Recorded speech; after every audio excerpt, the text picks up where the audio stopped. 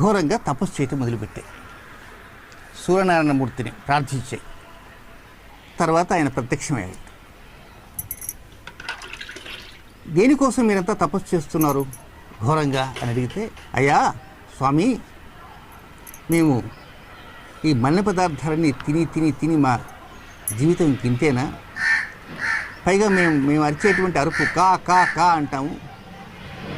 ఆఖరికి ఒక్కొక్కసారి ఇళ్ళలో కూడా కాకి గోల అని అంటుంటారు.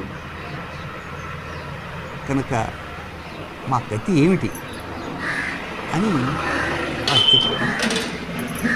అప్పుడు ఆయన ఏం చేశాడంటే 2 వరాలు ఇచ్చాడు.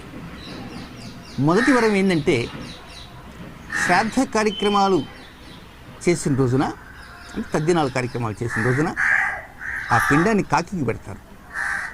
అది ఆ వరం ద్వారా వచ్చింది. మీరు మలిన పదార్థాలు తింటున్నారు కదా,